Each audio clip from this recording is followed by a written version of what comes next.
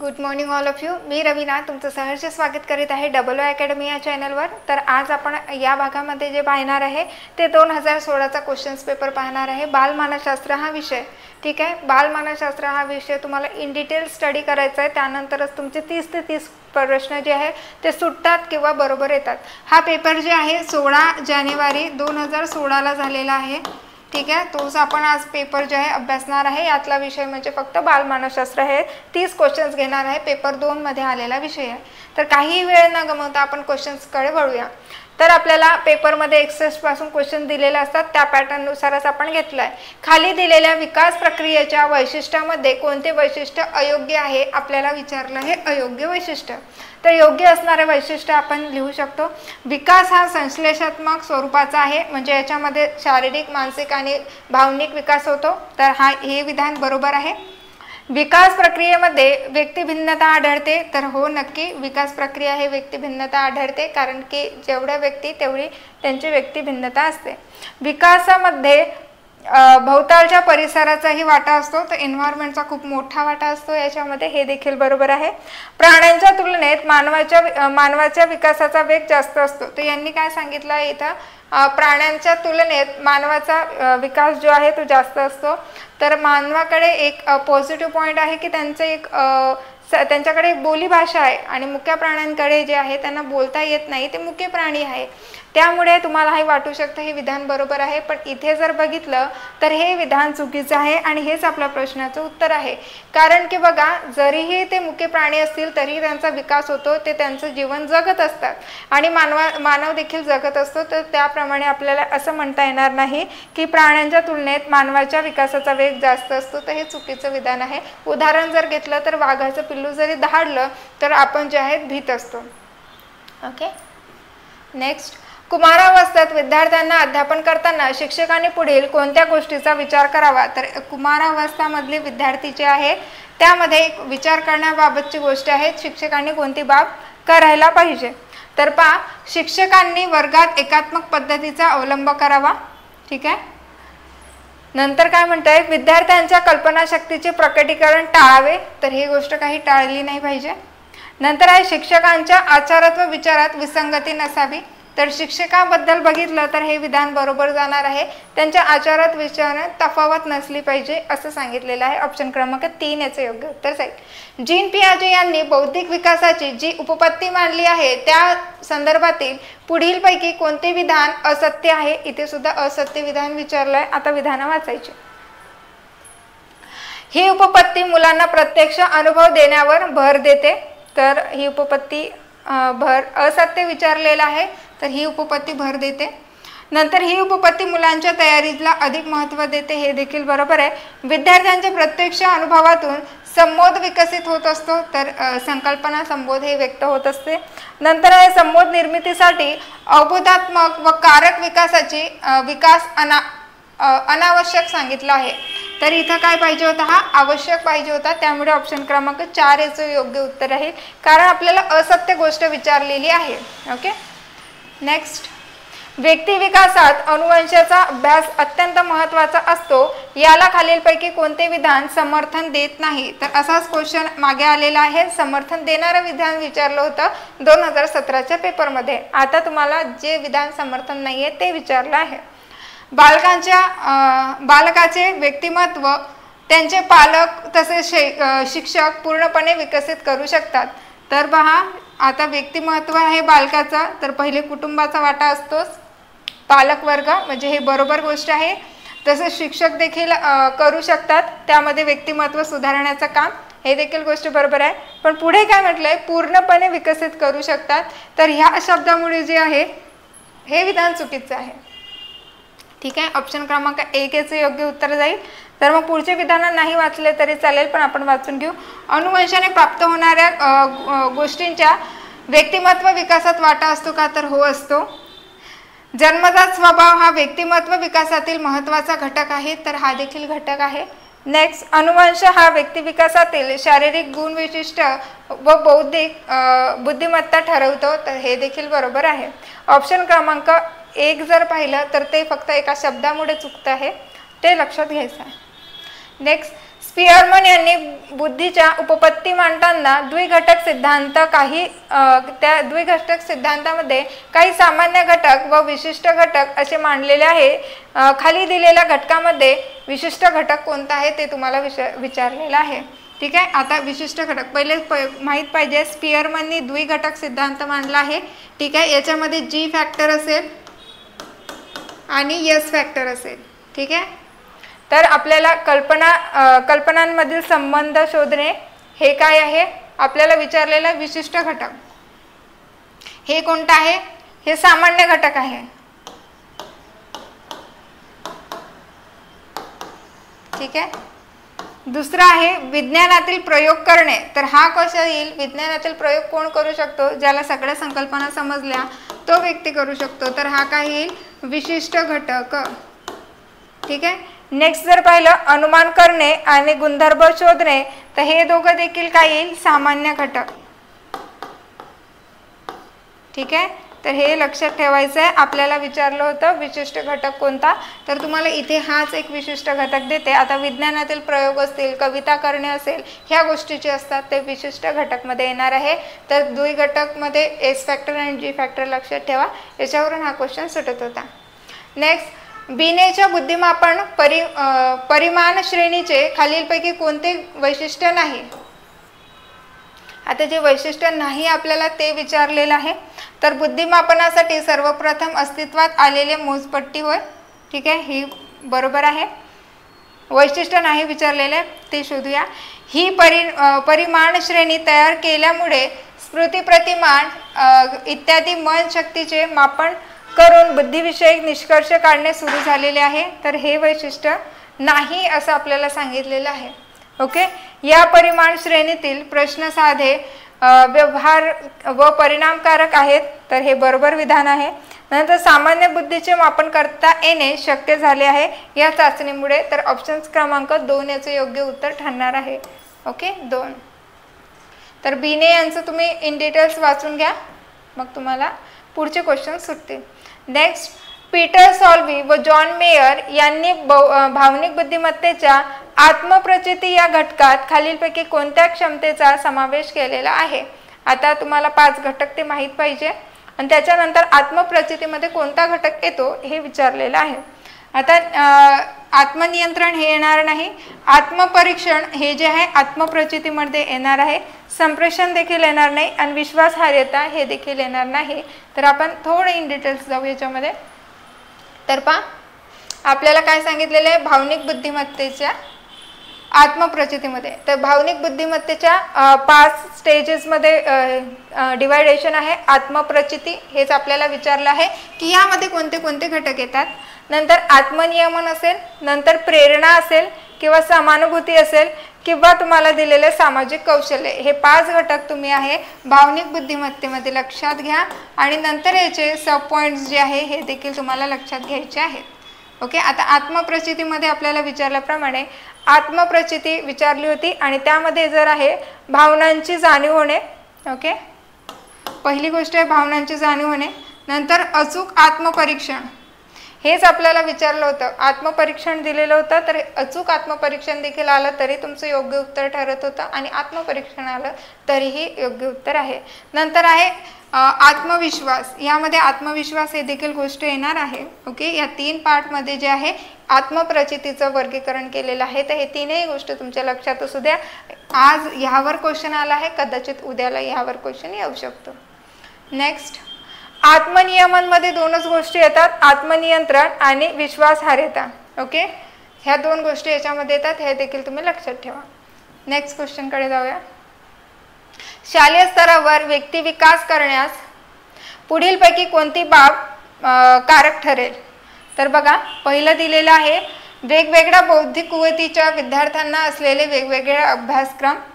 ठीक आहे, तर हे तर नाही. नेक्स्ट पाहू, शिक्षकांनी विविध वृत्तीच्या विद्यार्थ्यांना सारख्याच पद्धतीने केलेले अध्यापन.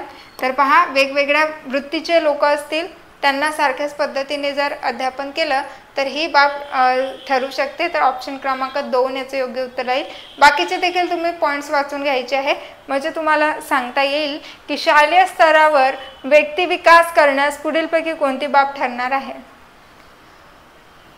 नेक्स्ट, ज्या मुलांच्या शारीरिक स्वास्थ्य, सुरक्षितता, प्रेम आणि आदर या खालच्या दर्जाच्या गरजा समाधानकारकरित्या पूर्ण झालेल्या असतात ती मुले सतत आत्मप्रकटीकरणासाठी धडपडत असते, असे मत खालीलपैकी कोणत्या मानसशास्त्राने मांडलेले आहे? तर आता मानसशास्त्रावर क्वेश्चन आहे, डिरेक्टली तुम्हाला आन्सर सांगते.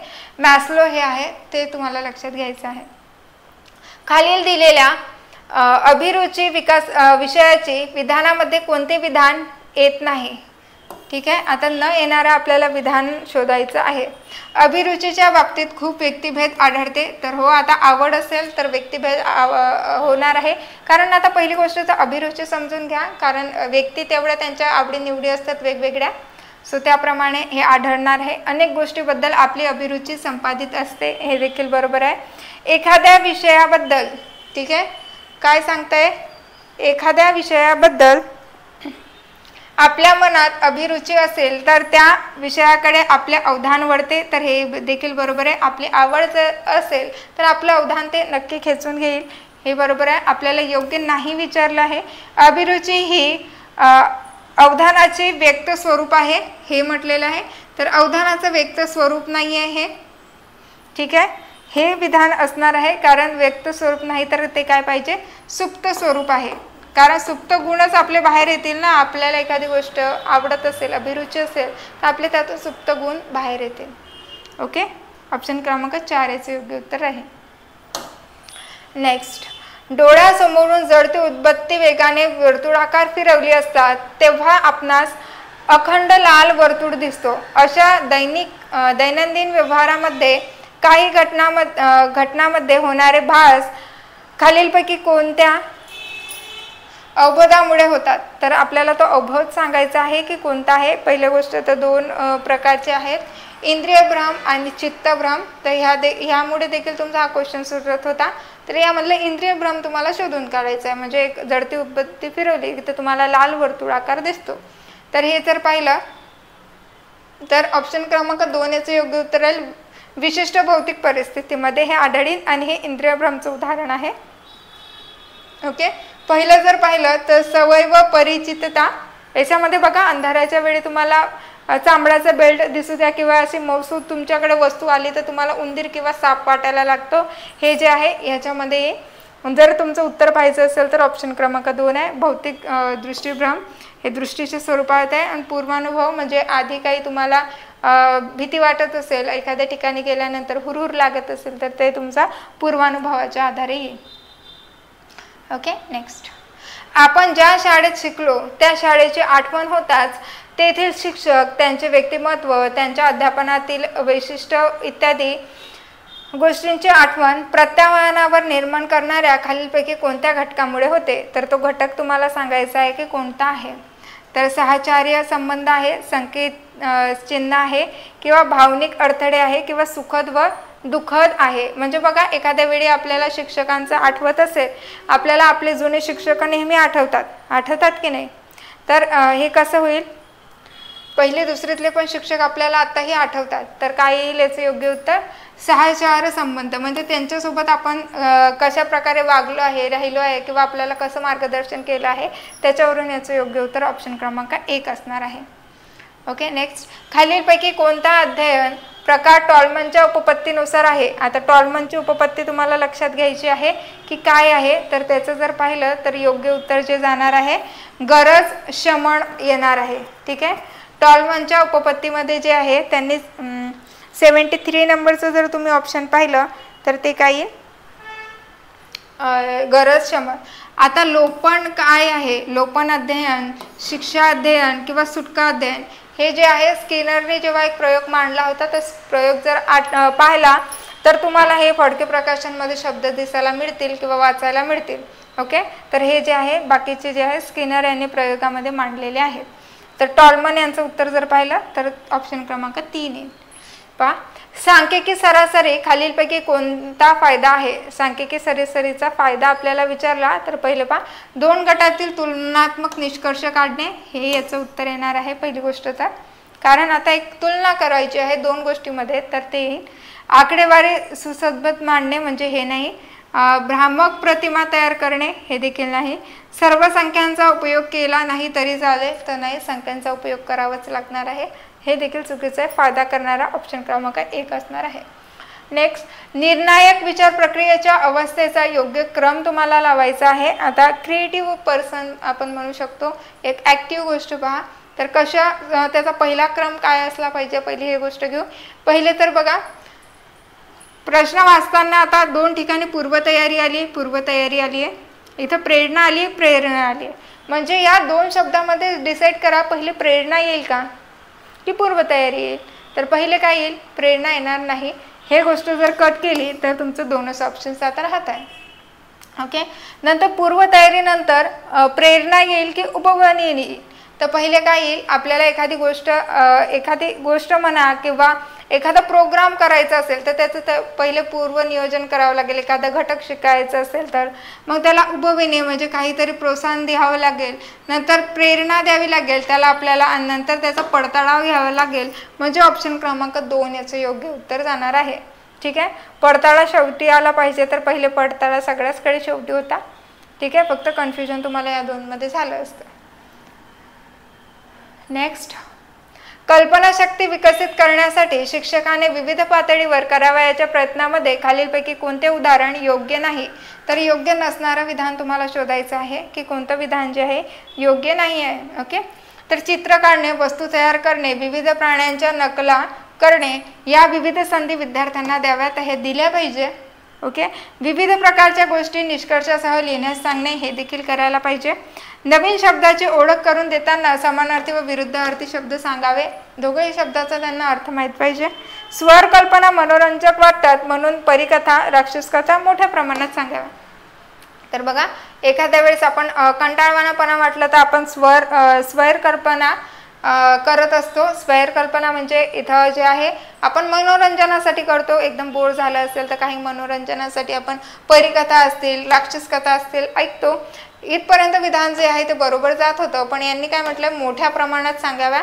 आता मोठ्या प्रमाणात जर आपण सांगत बसलो तर कदाचित त्याला भीती वाटेल किंवा मग त्याच्याकडे त्याचं जे आहे तर त्याला बोरिंग असा पाठ वाटायला लागेल. तर ह्या शब्दामुळे जे आहे ऑप्शन क्रमांक 4 याचं योग्य उत्तर जाणार आहे. तुम्हाला जे आहे योग्य नाही ते विचारलं होतं. आता हा जो क्वेश्चन आहे 77 आयोगाने रद्द केला असल्यामुळे आपण त्याच्यावर चर्चा करणार नाही. नेक्स्ट, अध्ययन प्रकार वक्रातील पठारावस्थेत खालील काही विधाने दिलेली आहेत, त्यापैकी कोणते विधान योग्य आहे.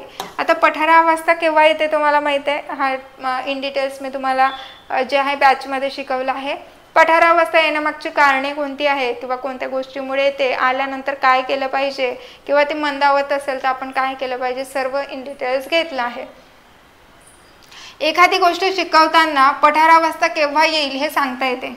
ठीक आहे, तर पहिले सांगता येते, आपल्याला योग्य विधान सांगितलेलं आहे. पठारावस्था कधी सांगता येत नाही, केव्हा येईल. पठारावस्था एकदाच येते, तर असं काही नाही आहे, एकदाच येते. 2 ते 3 वेळा पण येऊ शकते. एखादा विषय फॉर एक्झाम्पल इतिहासाचा विषय सुरू आहे, सलग तुम्हाला 2 तास शिकवलं तर पठारावस्था 2 ते 3 वेळा येणार आहे. पठारावस्था प्रगती थांबवलेली नसते, तर नाही, पठारावस्थेमध्ये थांबवलेली असते किंवा मंदावते हा शब्द पाहिजे होता, हे देखील चुकीचं आहे. आपल्याला योग्य विधान शोधायचं आहे. ओके, पठारावस्थेपूर्वी व पठारानंतर प्रगती होत असते, तर हे बरोबर आहे. विधान काय आहे, व्यवस्थित वाचा. पठारावस्थेपूर्वी म्हणजे पठारावस्था आल्यावर आपले जे आहे गती थांबून जाते किंवा मंदावते, पण या पठारावस्था येण्यापूर्वी गती जी आहे चालू असते आणि पठारावस्थेनंतर देखील प्रगती काय असते, होत असते. म्हणजे तुम्ही जर पाहिलं पठारावस्था पूर्वी आणि नंतर, ठीक आहे,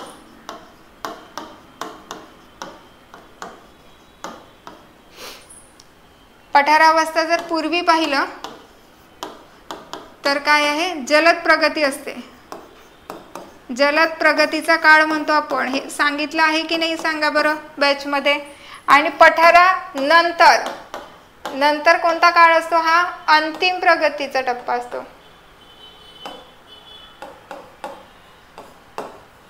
अंतिम प्रगतीचा टप्पा. ओके, तर हे तुम्हाला माहीत पाहिजे. तर इथे काय सांगितलेलं आहे, पठारापूर्वी आणि पठारानंतर प्रगती होत असते, तर होत असते. ओके, कारण पठारा अवस्था आली तर प्रगती मंदावते किंवा थांबते, हे गोष्ट बरोबर आहे. पण त्याच्या आधी आणि नंतर काय असते, प्रगती होत असते. नेक्स्ट, अर्थबोधात अवस्थेतील माणूस अनेक विधी सहचार्य संबंध जोडून व तुलनात्मक समानता प्रस्थापित करून रूपकांचा वापर करून विचार करीत असतो. याच प्रक्रियेला चालना देण्याचे व गतिमान करण्याचा प्रयत्न खालीलपैकी कोणत्या पद्धतीत केला जातो. तर तुम्हाला जर विचारला तर हा सरळ क्वेश्चन जे आहे सायनॅटिक्स मध्ये जाणार आहे. याचं उत्तर जे आहे ऑप्शन क्रमांक 2 असणार आहे. याच्यामध्ये काय आहे, भिन्नान्वय असते. ओके, म्हणजे वेगवेगळ्या प्रकारच्या ज्या गोष्टी असतात ह्यामध्ये सांगितलेल्या आहेत. तर सायनॅटिक्स हे याचं उत्तर असणार आहे ऑप्शन क्रमांक 2. आता क्रमान्वित अभ्यासमध्ये क्रमान्वित पद्धतीचा अभ्यास असणार आहे. नंतर प्रतिरूपकता जे आहे याच्यामध्ये वेगवेगळ्या प्रतीचे जे आहेत गोष्टी त्या सांगितलेल्या आहे. नंतर भूमिका भिनय याच्यामध्ये काय सांगितलेलं आहे, भूमिकेचे म्हणजे नाट्यकरण वगैरे ह्या गोष्टी असणार आहे. ओके, याच्यामध्ये जर पाहिलं तर भिन्नान्वय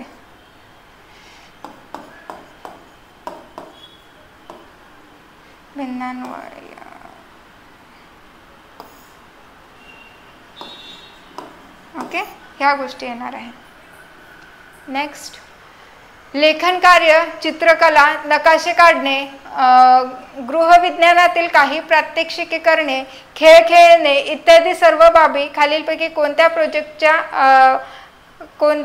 त्या वर्गीकरणात येतात हे विचारलेलं आहे. तर याचं योग्य उत्तर जे आहे, आता चित्र काढणे, लेखन काढणे हे काय एक कौशल्य आहे, तर कौशल्य प्रधान येईल. तर आता समस्या प्रधान प्रोजेक्टमध्ये काय आहे, आपल्याला प्रोजेक्ट दिलेला असायचा शालेय जीवनामध्ये, एखादी समस्या दिलेली असेल की पर्यावरणाचा ऱ्हास होण्यासाठी तुम्ही काय उपाययोजना करणार, म्हणजे ते काय झालं, समस्या प्रधान प्रोजेक्ट. निर्मितीमध्ये तुम्हाला विज्ञानाच्या रिलेटेड तक्ते काढणे ह्या गोष्टी दिल्या जातील.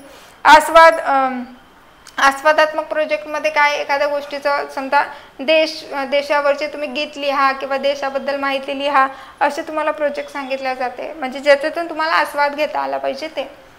ओके, नेक्स्ट, एकाच कवीच्या 2-3 कविता स्वतंत्रपणे शिकवून त्या आधारे कवितेच्या काही काव्य वैशिष्ट्यांची व काव्यविषयक भूमिकेची जाणीव विद्यार्थ्यांना करून देणे, उदाहरण व पूरक पदार्थ विद्यार्थ्यांना उपलब्ध करून देणे खालीलपैकी कोणत्या पद्धतीद्वारे केले जाते. तर समन्वय पद्धत आहे, समालोचन पद्धत आहे, व्याख्यान पद्धत आहे की घटक नियोजन आहे. तर हे जर पूर्ण वाचलं तुम्ही कवितेचे 2-3 याच्यामध्ये जर पाहिलं स्वतंत्रपणे तर समालोचन पद्धत येईल. ओके, आता समन्वय पद्धत ऑप्शन 1 जे आहे ते काय सांगते, एखादा घटक तुम्हाला शिकवायचा, एखादा विषय शिकवायचा आहे, तर ते काय करणार, आपण दुसऱ्या विषयाची देखील मदत घेऊन पहिला विषय आपण व्यवस्थितपणे सांगू शकतो, म्हणजे समन्वय साधू शकतो. व्याख्यान पद्धत हे जे आहे महाविद्यालयामध्ये जास्त प्रमाणात उपयोग होते. घटक नियोजन पद्धत म्हणजे एकेका घटकाद्वारे आपण जे आहे स्टडी प्लॅन करून देत असतो.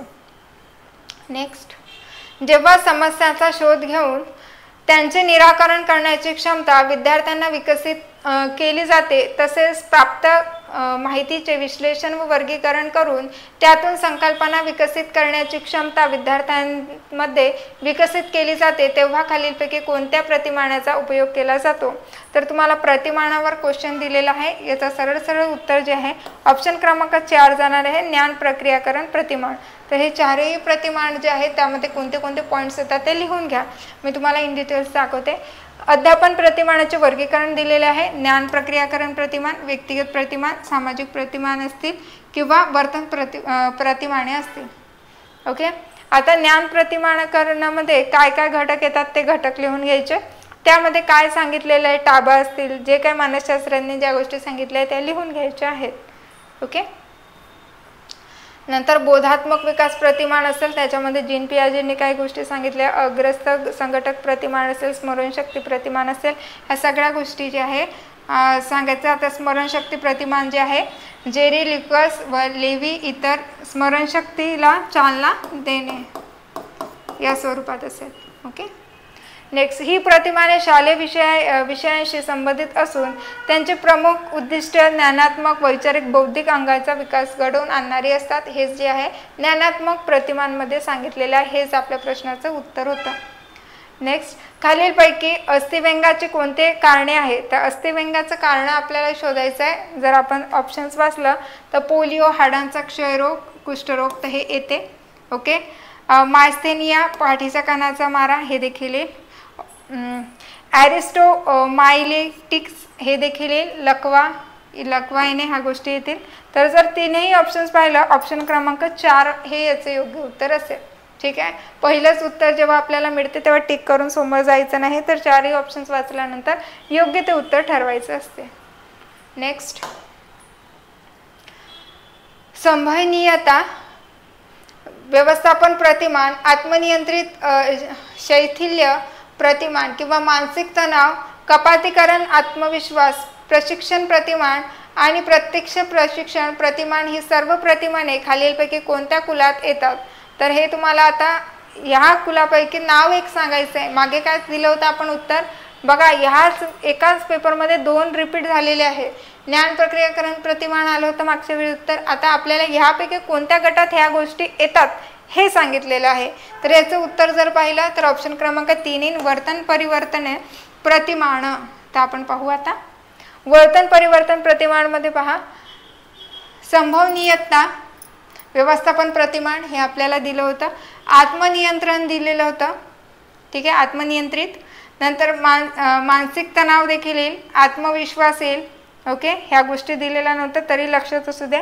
निसंवेदीकरण येणार आहे आणि प्रत्यक्ष प्रशिक्षण प्रतिमान येणार आहे. तर ह्या गोष्टी लिहून ठेवा, जेणेकरून पुढच्या पेपरमध्ये आलं तर तुमचा क्वेश्चन सुटेल. ठीक आहे. विद्यार्थ्यांच्या भावनिक व सामाजिक वर्तनात परिवर्तन करून त्यांचा विकास करणे या प्रतिमानाचे प्रमुख उद्दिष्ट आहे. उद्दिष्ट लक्षात घ्यायचं आहे. उदाहरणार्थ संयमाने वागणे हे उदाहरण पण येतात. तणाव परिस्थितीचे समतोल राखणे. ठीक आहे, तणावग्रस्त असेल तर आपण कंट्रोल बॅलन्स कसं ठेवू, आवश्यक तेथे पुढाकार घेणे किंवा कामं करणे ह्या गोष्टी याच्यामध्ये येतील.